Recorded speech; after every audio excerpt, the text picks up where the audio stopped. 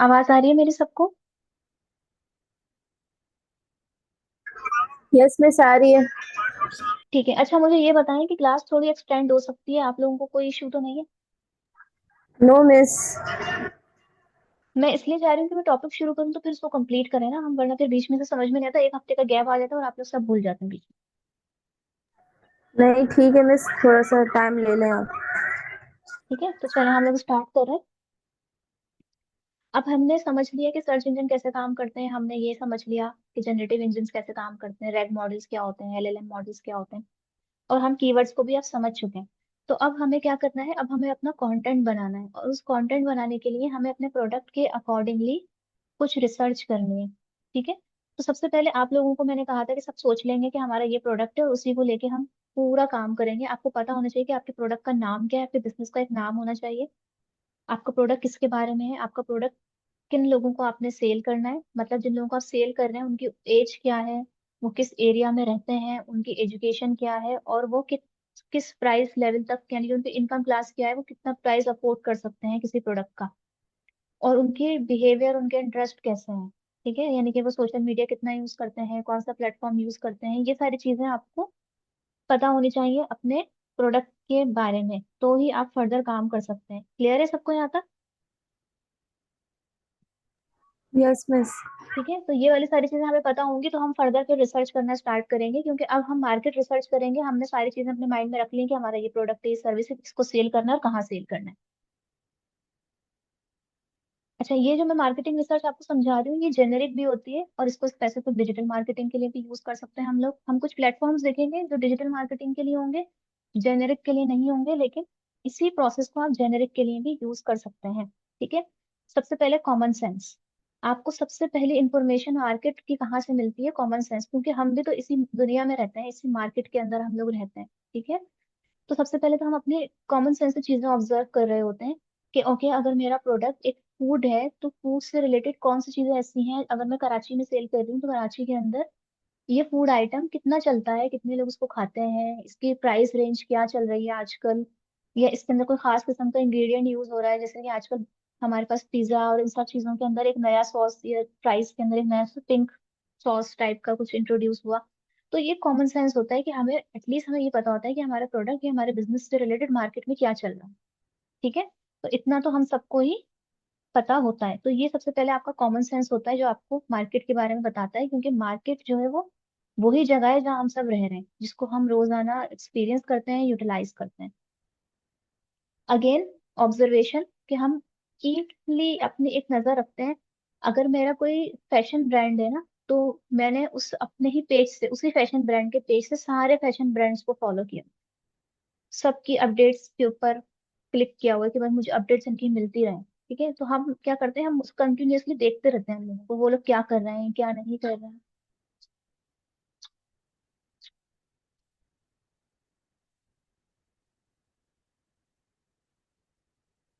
ठीक है। सो ये सारी चीजें हम लोग करते हैं। उसके बाद जर्नल सर्चिंग और टूल बेस्ड रिसर्च। तो सबसे पहले जर्नल सर्च देख लेते हैं और फिर उसके बाद हम टूल बेस्ड रिसर्च देखेंगे, अगर क्लास में थोड़ा टाइम मिला बचा तो। अभी हम जर्नल सर्च देख, तो हम आ जाते हैं डायरेक्ट सर्चिंग के ऊपर। क्या क्या सर्च करना होता है हमें? टारगेट ऑडियंस, हमारा कॉम्पिटिटर, और मार्केट के ट्रेंड्स। ठीक है। हम सर्च करते हैं कि आजकल लोग किस बारे में बात कर रहे हैं, यानी कि वो बात जो होती है वो अल्फाज में होती है। इस चीज को आप अंडरस्टैंड करिएगा कि किस बारे में बात करने का मतलब ये है कि क्या बात हो रही है, इसका मतलब क्या वर्ड्स यूज हो रहे हैं हमारे इर्द गिर्द, हमारे मार्केट के अंदर, और व्हाट दे एक्चुअली बाय। ये बहुत ज्यादा इंपॉर्टेंट है। अब समटाइम क्या करते हैं लोग, बस ट्रेंड्स देखा, ट्रेंड देखा कि ये चल रहा है ट्रेंड के अंदर। अब जैसे मैंने आपको बताया था पार्टी हो रही है वाला, अगर एक ट्रेंड के अंदर आया एक डायलॉग, उसको सबने यूज करना शुरू कर दिया उस डायलॉग को। ठीक है, लेकिन उस डायलॉग से एक्चुअली कोई कन्वर्जन है या नहीं, बस ऐसे ही लोग बस फन में ही उसको ले रहे हैं। इसकी एक और एग्जांपल हम ले लेते हैं कि हम लोग यूज कर रहे हैं फॉर एग्जांपल वर्ड, एक इमर्जिंग कीवर्ड है जनरेटिव इंजन ऑप्टिमाइजेशन, जैसे मैंने आप लोगों को समझाया। और हम एक कोर्स क्रिएट करते हैं जनरेटिव इंजन ऑप्टिमाइजेशन का, क्योंकि हर कोई हमने देख लिया कि हर कोई जनरेटिव इंजन ऑप्टिमाइजेशन के बारे में बात कर रहा है। बट क्या लोग एक्चुअली उसको पढ़ना भी चाह रहे हैं या नहीं, उस कोर्स परचेज कर रहे हैं या नहीं? परचेज लोग एसईओ ही कर रहे हैं अभी भी, यानी कि लोग एसईओ ही सीख रहे हैं अभी भी। तो ट्रेंड में होने में और एक्चुअल बाइंग होने में डिफरेंस होता है। ठीक है, तो आप लोगों को जब मार्केटिंग की रिसर्च करनी है तो आपको ये भी पता होना चाहिए कि कहाँ कौन सी चीज ट्रेंडिंग के लिए है, सिर्फ बातों की हद तक है, और कौन सी चीज एक्चुअल कन्वर्जन के लिए यूज हो रही है। यानी कि कौन सी वर्ड्स एक्चुअली कन्वर्जन के लिए यूज हो रहे हैं, या कौन सा कंटेंट एक्चुअली कन्वर्जन के लिए यूज हो रहा है। क्लियर है यहाँ तक? मिस ये कॉम्पिटिटर्स समझ आ गया, मार्केट ट्रेंड समझ आ गया, ये टारगेट ऑडियंस थोड़ा सा बताएंगी? टारगेट ऑडियंस वो होती है कि आप किसको सेल कर रहे हैं अपना प्रोडक्ट, वो आपकी टारगेट ऑडियंस है। टारगेट ऑडियंस के बारे में आपको ये पता होना चाहिए कि वो किस एज ग्रुप के हैं, वो कितना प्रोडक्ट क्या प्राइस अफोर्ड कर सकते हैं, वो कहाँ रहते हैं, किस टाइम सोते जागते हैं, उनकी एजुकेशन कितनी है, वो कौन सा सोशल मीडिया प्लेटफॉर्म यूज कर रहे हैं। ये सारी चीजें आपको पता होनी चाहिए, वो आपकी टारगेट ऑडियंस होती है। ठीक है, अब देखें, ये ओके। तो हम डिसाइड कर सकते हैं कि मुझे ये इनकम, ये मिडिल क्लास को टारगेट करना है या इस एज ग्रुप को टारगेट करना है, लेकिन मुझे ये कैसे पता चलेगा कि ये एज ग्रुप कौन सा प्लेटफॉर्म यूज करता है? एक तो आपकी ऑब्जर्वेशन होगी, एक आपका कॉमन सेंस होगा, लेकिन समटाइम ऐसा होता है कि हमें स्पेसिफिक से देखना होता है कि ये किस प्लेटफॉर्म, इस एज ग्रुप के लोग किस प्लेटफॉर्म के ऊपर ऑनलाइन होते हैं, या ज्यादा किस प्लेटफॉर्म का कंटेंट यूज कर रहे हैं, या किस प्लेटफॉर्म से ज्यादा परचेजिंग कर रहे होते हैं। ठीक है, तो ये सारी चीजें हमें देखनी होती हैं।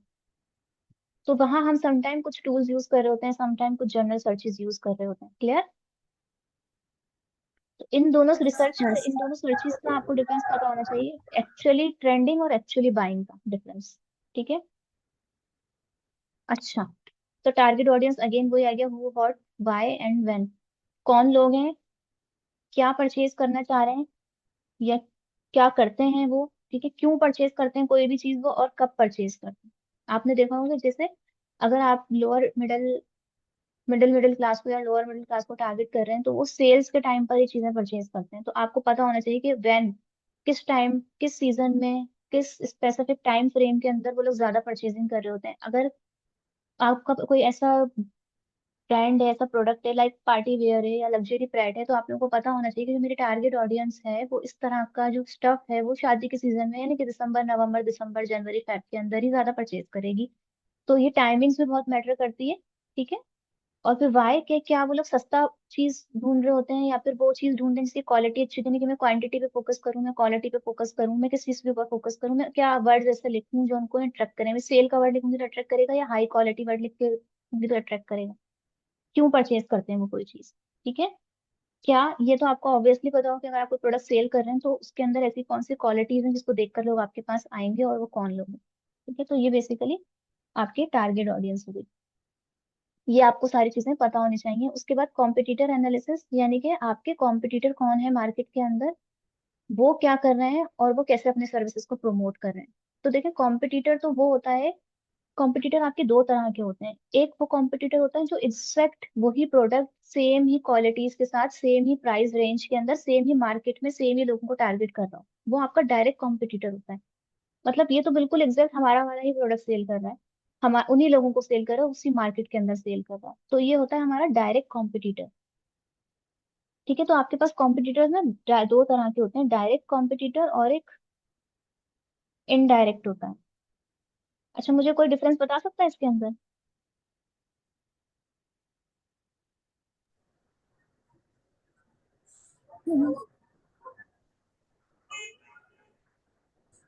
मिस डायरेक्ट इनडायरेक्ट तो ये होता है ना कि डायरेक्ट मतलब हम खुद उनसे बात करें, और इनडायरेक्ट ये होता है हम किसी के जरिए उनसे जैसे कुछ बोले। हम्म, तो नहीं, ये कॉम्पिटिटर्स हम, का कुछ इस तरीके हाँ, का हुआ।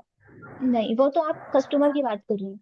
ठीक है, यानी कि डायरेक्ट हम जिनके साथ डील कर रहे हैं हमारे डायरेक्ट कस्टमर है, और किसी के साथ किसी के थ्रू कर रहे हैं तो वो इनडायरेक्ट है। ये कॉम्पिटिटर है। कॉम्पिटिटर जैसे डायरेक्ट की जो मैंने आपको एग्जांपल बताई ना, ये डायरेक्ट कॉम्पिटिटर वो होता है जिसका प्रोडक्ट भी बिल्कुल आपके जैसा है, उसके प्रोडक्ट की क्वालिटीज भी आपकी जैसी है, उसी मार्केट के अंदर बैठा हुआ है जहाँ पे आप बैठ के सेल कर रहे हैं, यानी कि सेम मार्केट के अंदर, सेम ज्योग्राफिकल लोकेशन के ऊपर, सेम उन्हीं लोगों को टारगेट कर रहा है जिनको आप टारगेट कर रहे हैं, यानी कि एज ग्रुप हो, इनकम क्लास हो, सेम सब कुछ उसका सेम है, उसका टारगेट ऑडियंस भी सेम है, उसका प्रोडक्ट भी सेम है, उसकी मार्केट भी सेम ही है।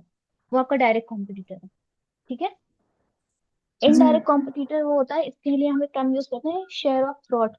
यानी कि जैसे कि पानी हमारी प्यास बुझाता है, हर वो चीज जो हमारे हलक से नीचे उतर जाए, यानी कि हमें हमारी प्यास को बुझा दे, वो चीज क्या होती है? पानी। पानी का सब्स्टिट्यूट कुछ भी हो सकता है, हर वो चीज जो हमारे प्रोडक्ट का सब्स्टिट्यूट हो सकती है, वो शेयर ऑफ थ्रॉट हमारा इनडायरेक्ट कॉम्पिटिटर होता है। यानी कि अगर मुझे प्यास लगी और पानी अवेलेबल नहीं है, तो मैं कोई सॉफ्ट ड्रिंक, कोई जूस, कुछ भी ले सकती हूँ। वो डायरेक्टली ना दिखने में हमारे प्रोडक्ट जैसा है, ना ही हमारे जैसे लोग, ना ही हमारी टारगेट मार्केट को टारगेट कर रहा है, लेकिन हमारे प्रोडक्ट का सब्स्टिट्यूट के तौर पर काम कर सकता है। समझ आ रही है? वो यस मिस। इनडायरेक्ट कॉम्पिटिटर होता है। ठीक है, मैं वाटर बॉटल सेल सेल कर रही हूँ, तो पानी जो है वो प्यास बुझाने का काम करता है, लेकिन अगर पानी की अवेलेबिलिटी नहीं है, तो कोई और चीज भी ऐसी हो सकती है ना, जो प्यास को कम करने के लिए, एटलीस्ट खत्म करने के लिए, एटलीस्ट कम करने के लिए हम यूज कर सकते हो। तो वो कोई सॉफ्ट ड्रिंक भी हो सकती है, वो कोई जूस भी हो सकता है, फ्रेश जूस भी हो सकता है, कोई पैकेट जूस भी हो सकता है। तो हर वो चीज जो हमारे प्रोडक्ट के सब्स्टिट्यूट में कोई यूज कर सके, उसी वो नीड पूरी करने के लिए, तो वो इनडायरेक्ट कॉम्पिटिटर होता है। ठीक है, तो हम ये देखते हैं कि हमारे पास डायरेक्ट कॉम्पिटिटर मोस्ट इंपॉर्टेंट कौन है, और फिर इनडायरेक्ट कॉम्पिटिटर यानी कि सब्स्टिट्यूट्स और क्या हो सकते हैं हमारे कॉम्पिटिटर्स। उसके बाद व्हाट दे आर डूइंग, यानी कि वो क्या कर रहे हैं आजकल। अगर आप एक फैशन ब्रांड लॉन्च कर रही हैं, तो आप देखेंगे कि बाकी जो फैशन ब्रांड्स हैं ऑलरेडी उसी मार्केट के अंदर, वो क्या कर रहे हैं, वो किस तरह का कंटेंट बना रहे हैं, उनकी वेबसाइट किस तरह की बनी हुई है, वो किस तरह की कैंपेन्स लगा रहे हैं, वो उनके स्टोर्स किस तरह के हैं, उनकी प्राइस रेंज क्या है।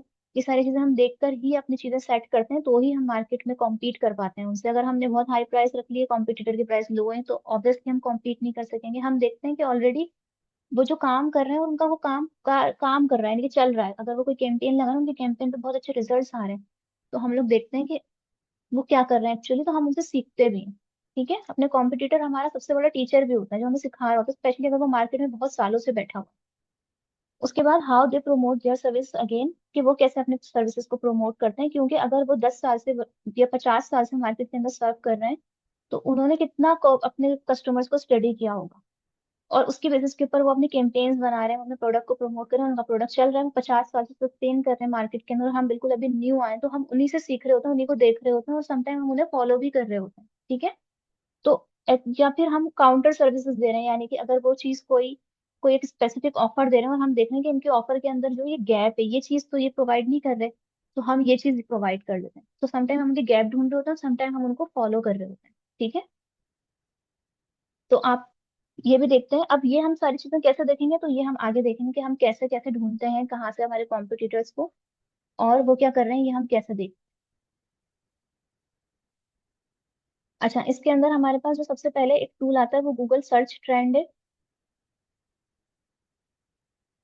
मैं सोच रही हूँ कि ये वाली चीजें, क्योंकि ये जो मैंने नाम लिखे हैं ना, ये एक्चुअली प्लेटफॉर्म्स हैं जिनको जाके मुझे पूरा पूरा एक एक प्लेटफॉर्म आपको समझाना है। तो ये वाला हम नेक्स्ट क्लास में ही करें तो बेटर है, क्योंकि फिर 1 घंटे की क्लास तो कहीं नहीं गई।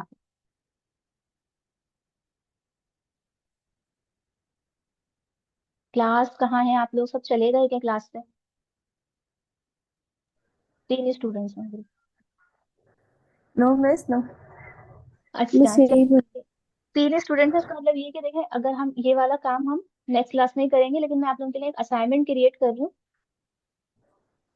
वो असाइनमेंट ये होगा कि ये वाला काम, यानी कि एटलीस्ट अपना टारगेट ऑडियंस, ठीक है, और मार्केट ट्रेंड्स और competitor, basic basic information journal, अपने ये 2 टूल्स यूज करते हुए, यानी कि कॉमन सेंस और जर्नल ऑब्जर्वेशन, इन दोनों को यूज करते हुए आप थोड़ा सा मुझे बनाकर दिखा, एक डॉक्यूमेंट बना लेंगे कि मेरे टारगेट ऑडियंस ये है, यानी कि ये एज ग्रुप है, ये इनका डेमोग्राफिक है, ये टारगेट मार्केट है मेरी, ये लोगों का प्राइस, यानी कि इनकी बाइंग पावर कितनी है, ये सारी चीजें। कॉम्पिटिटर में कुछ 5-6 कॉम्पिटिटर लिस्ट डाउन कर लें बस, कि ये कॉम्पिटिटर हैं, और ये यूनिकनेस है इनके प्रोडक्ट, और मार्केट में आजकल हमारे प्रोडक्ट से रिलेटेड क्या ट्रेंड चल रहा है।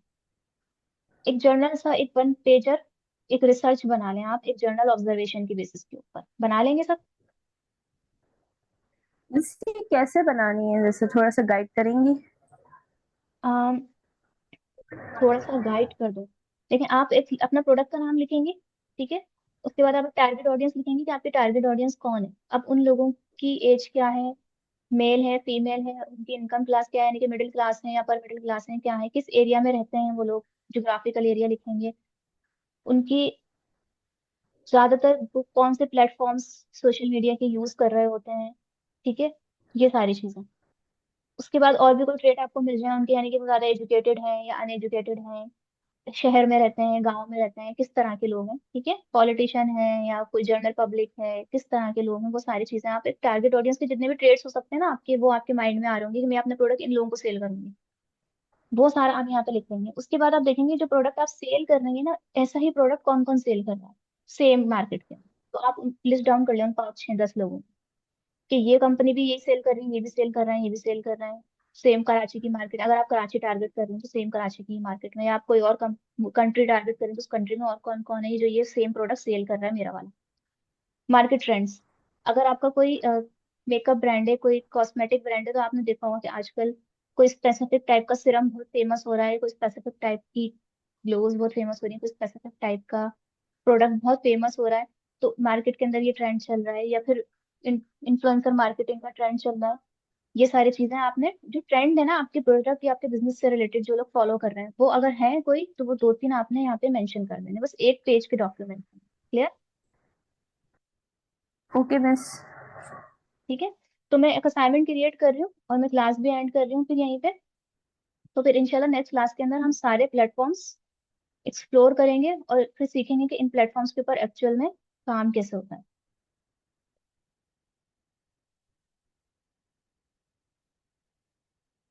चलो, ओके क्लास, अल्लाह हाफिज।